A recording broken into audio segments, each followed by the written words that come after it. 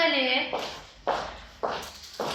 bugünkü mövzumuz uşaqlar, cümlə üzvləri keçəcəm. Məncə söz birləşmələrini biz keçmişik. Fe'li birləşməni keçmişəm. Onda bu günləri cümlə üzvlərini keçirik. Yəni, cümlə üzvlərindən baş üzvlər mübtəda ilə xəbər bölməsi. Yaxşı. Demək, keçək. Birinci yadda saxlayın ki, cümlə nədir?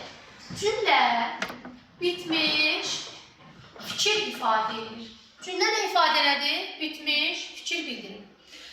Cümlə üzvləri özü iki dənə yerə bölünür. Var mübtəda, bir də var xəbər. Deməli, cümlə üzvlərimiz neçə yerə bölündü? Daha doğrusu baş və ikinci dərəcəli üzvlər olmaqla bölünəcək. Baş və ikinci dərəcəli. Baş üzvlərimiz adlandı mübtəda, xəbər.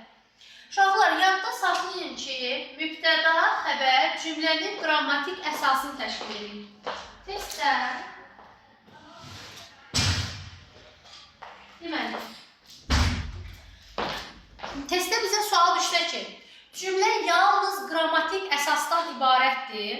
Deməli, orada yalnız biz nəyə baxırıq? Mübtəda və xəbərə. İkinci dərəcəli üzvlərimiz bəs hansılardır? Təyin, tamamlıq, bir də zərflik. Bunlar adlanacaq ikinci dərəcəli üzvlər. Uşaqlar, cümlələr müxtəsər və bir də geniş olmaqla iki yerə bölünür. Neçə yerə bölündü cümlələr? Var müxtəsər cümlələr, bir də var geniş cümlələr. Müxtəsər cümlələr nədir? Orada yalnız baş üzvlər varsa, yəni yalnız mübtəda və xəbər varsa, bu cümləmiz müxtəsər cümlə. Fərqli olur. Gözün ağrıyır. Deməli, müxtəsər cümləmiz nədir? Yalnız mübtəda və xəbərdən ibarət olan cümlələrimiz müxtəsər cümlədir. Təyin, tamamlıq, zərflik. Yəni, ikinci dərəcəli üzvlərimiz varsa, bunlar geniş cümlədir. Əgər bir cümlənin daxilində bir dənə də olsa, ikinci dərəcəli üzv görürsünüzsə, bunlar necə cümlələr olacaq? Geniş cümlələr. Deməli, geniş cümlələrimiz nə oldu? Təyin, tamamlıq, bir də zərflik. Bir dənə də bunlardan biri varsa, olacaq geniş cümlə. Desəm ki, mən gəldim. Gəldim kim? Mən. Bir mübtədası, bir də xəbərdən ibarətdir. Bunlar oldu necə cümlə? Müxtəsər cümlə. Bunu sizə necə sala bilərlər? Yəni, hansı qaydalarda sala bilərlər sualı? Biz bilirsiniz ki, keçəcək, tutaq ki, tabeli mürəkkəb cümlə, tabelsiz mürəkkəb cümlə. Tabeli mürəkkəb cümlənin içində sual salarlar. Məsələn, salarlar ki, baş cümlə müxtəsərdir və yaxud genişdir. Onu tapmaq üçün siz buradan müxtəsər və genişin nə olmağını bilməliyik. Aydın oldu. Bu da belə. Sonra davam edək. Cümlə üzvlərindən, baş üzvlərdən mübtəda haqqında danışaq.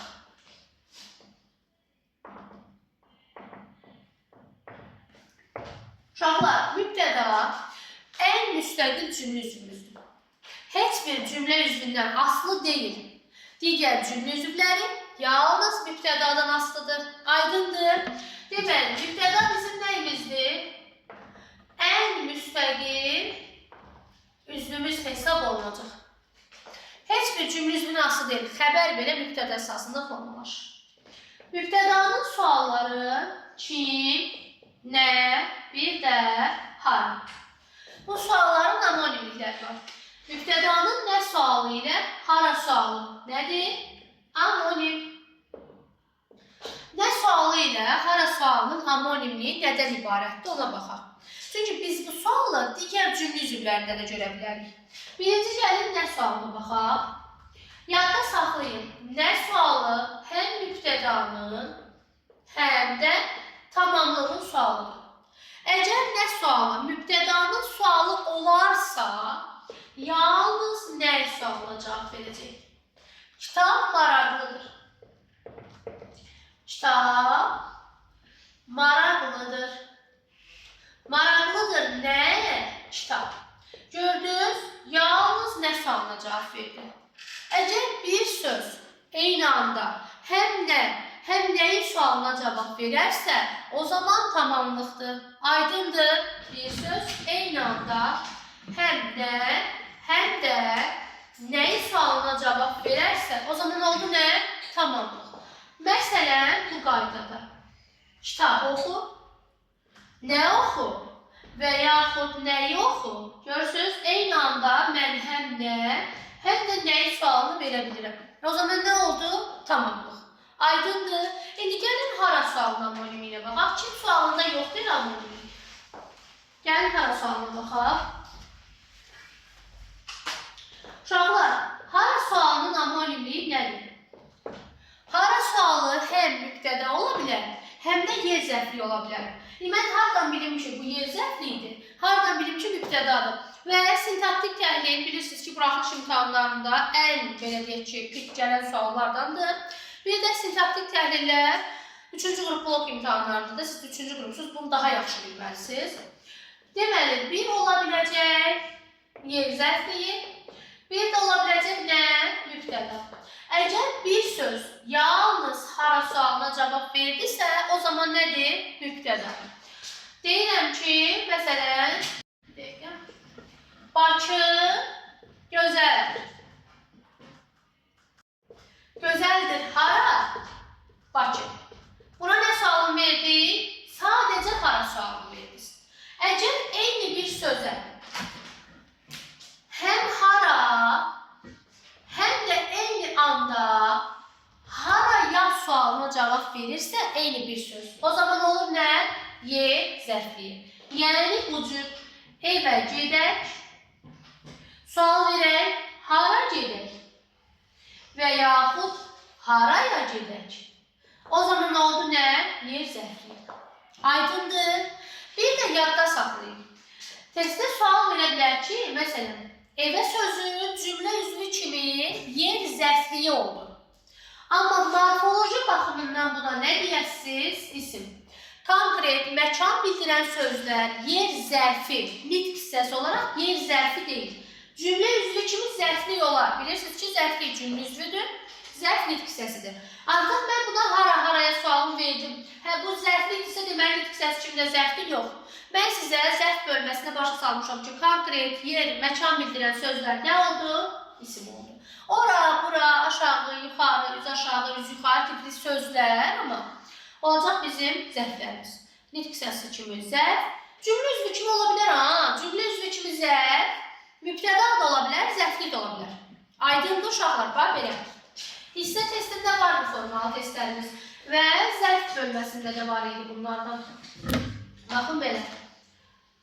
Ora təmizdir.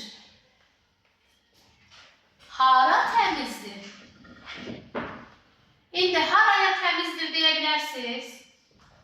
Aha. Təkcə hara sualını verdim, düzdür? Deməli, cümlə üzvü kimi oldu nə? Mübtəda, düzdür? Bəs nitq hissəsi kimi oldu nə? Zərf. Aydındır. Deməli, zərf nitq cümlə üzvü kimi mübtəda ola bilir. Burada da problem yoxdur ki. Bu da belə. Aha. İndi keçirik nəyə? Mübtəda xəbərlə, bir də təyinlə sintaktik əlaqədə olur. Hər ikisində də, yəni xəbərlə də, təyinlə də sintaktik əlaqədə olduğu zaman mübtəda əsas tərəfimiz olacaq. Aydındır.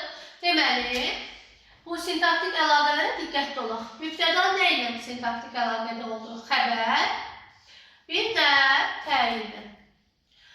İkisində də bizim mübtədamız hansı tərəf oldu? Əsas tərəf. Məsələn, mən oxudum. Oxudum xəbərimiz, kim, mən, mübtədamız. Deməli, burada əsas tərəfimiz haradır? Mübtəda haradırsa, əsas tərəfimiz də oradadır. Aydındır. İnversiya eləyib məni bura keçirsə, oxudumdan sonraya keçirsə, o zaman inversiya zamanı yeni bir dəyişmə olacaq. Amma mübtədan hansı tərəfdədirsə, sənin əsas tərəfin odur. Aydındır. Bu da belə. Sonra mübtədalar quruluşuna görə iki yerə bölünür. Quruluş baxımından mübtəda iki cür oldu. Bu bütün cümlə üzvlərində belədir. Sadə, bir də mürəkkəb. Cümlə üzvlərində düzəltmə deyə bir anlayış yoxdur. Yəni quruluşda düzəltmə olmaz. Ya sadə olar, ya da mürəkkəb.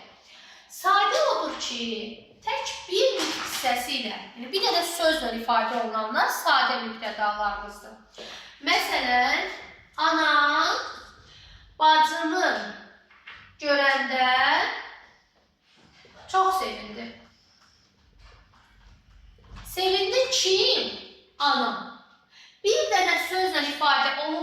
sadə mübtədadır. Amma desəm ki, sinif rəhbəri yarışda yer tutanları mükafatlandırdı. Mükafatlandırdı kim? Baxın, sinif rəhbəri. Söz birləşməsinin ifadə olunub. Söz birləşməsi olduğuna görə biz buna nə deyirik? Mürəkkəb söz birləşməsi deyirik. Bir də mürəkkəb mübtədalar ifadə olundu nə ilə? Söz birləşməsi ilə.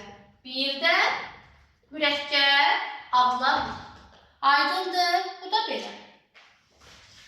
Mübtəda nə ilə ifadə oluna bilər? Mübtəda əsasən isimlə ifadə oluna bilir. Deməli, mübtədanın ifadə vasitəsi ola bilər isim. Ola bilər sifət.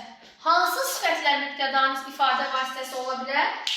Təbii ki, isimləşən sifətlər. Hansı sifətlər? İsimləşən sifətlər. Biz sifətin isimləşməyə keçəndə mən orada sizə başa salmışam ki, sifət isimləşirsə, cümlə üzvü kimi ya mübtəda olur, ya da tamamlıq olur. Məsələn, qoca danışdı. Danışdı kim? Qoca. İsmi mübtədanın neydi? Sualıdır. Ne oldu? Ona dikkat edersin. Hə, sakit ol.